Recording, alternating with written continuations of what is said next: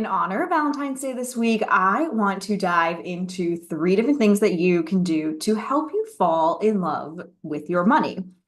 I know there might be a little part of you that is sitting here thinking, fall in love with money. Doesn't that make me greedy or gluttonous or fill in whatever word comes to mind here about your relationship with money? There's probably feelings coming up here. And if you are watching this video, you might be thinking, should I exit now? So I encourage you, bear with me. And I want to dive into the different things that you can do to change and help to create and cultivate a positive relationship with money. That's really what this is about. So the first of which is I want you to work on this relationship with your money. I want you to understand your money story.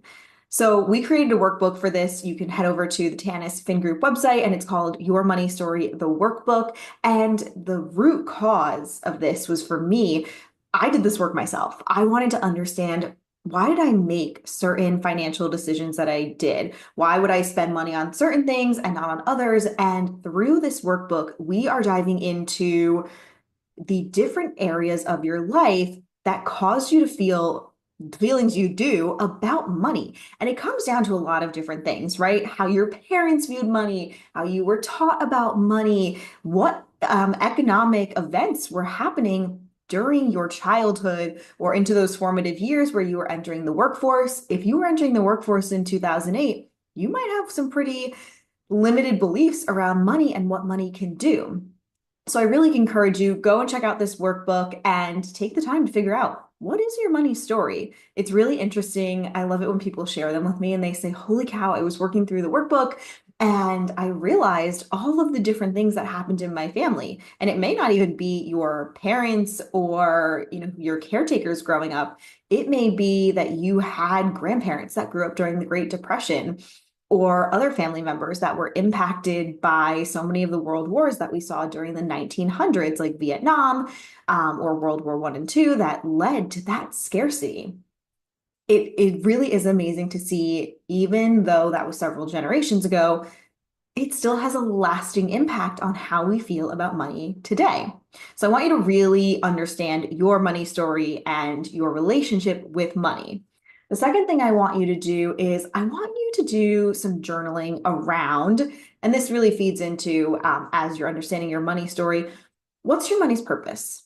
Right? It's just a piece of paper, right? It is only the value that people give it. We see exchange rates between other countries. That's because people in Europe, they feel a certain way about the US dollar and vice versa. And that relates to that currency exchange.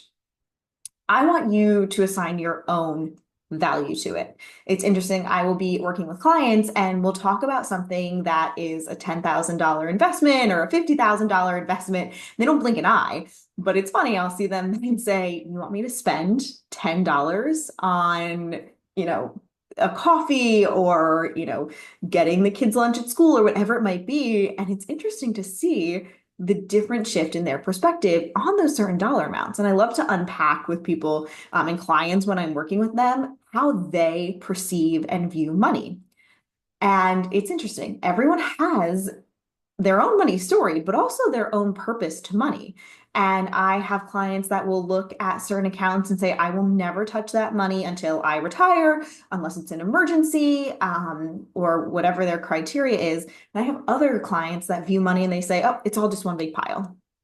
And there is no wrong or right answer, but you truly need to understand how you view money and how you view your relationship with money. And I encourage you, if you're going through this process, I would start with the Your Money Story, the workbook, because that'll help you understand why you think the way you do about money. And then as you're doing this exercise where you are sitting down and saying, okay, what is the value that I assign money and how do I think of money?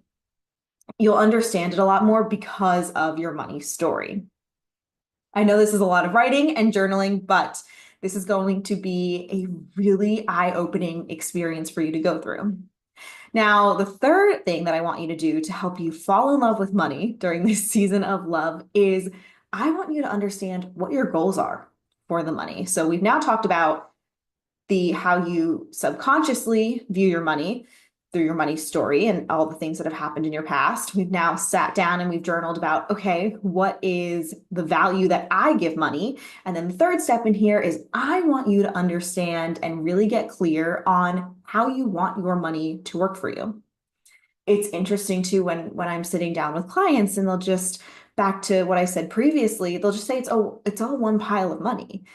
And I really try to get them to see, okay, we have three buckets of money, right? You have your taxable funds, that's like your brokerage account. You have your pre-tax money, which is your retirement accounts that are pre-tax 401ks. And then you have your after-tax retirement money, which are things like your Roth IRA or Roth 401k. And I really try to get people to see these different buckets that we have. And everyone has a different idea of what those buckets might be used for. Even retirement, right? You would think that if somebody's putting away money for retirement, it's retirement money. It's so much deeper than that. I have another video you can watch on the two different parts of retirement that's really great because there is so much more than just saying, oh, I'm going to set aside money for retirement, right? What does that look like? And I want you to get clear on what the money is working for, right? You have a purpose for it. You have the way you feel about money. What is the money going to do for you?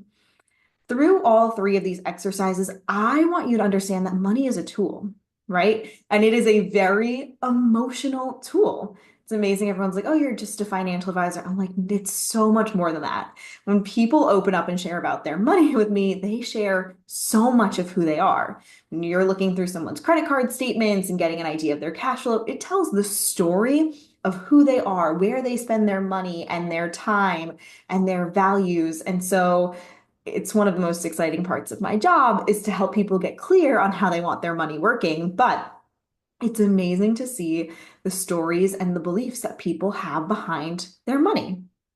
So I hope through these three activities that you are able to understand your relationship with money and also fall in love with it again. It is a tool, it is a powerful tool that is going to enable you to do so many amazing things. And one of my favorite quotes that I'm going to leave you with today is that money in the hands of the right people do the right thing. A lot of us, when I referenced back at the beginning of the video, you immediately thought, oh my gosh, I can't fall in love with money. That's something greedy. That's gross. I can't do this. When people use money for good, it just compounds and you can be the model for your family, for the next generation. Hey, even to your parents, if they're still alive, you can show them the amazing things that you can do with wealth and money.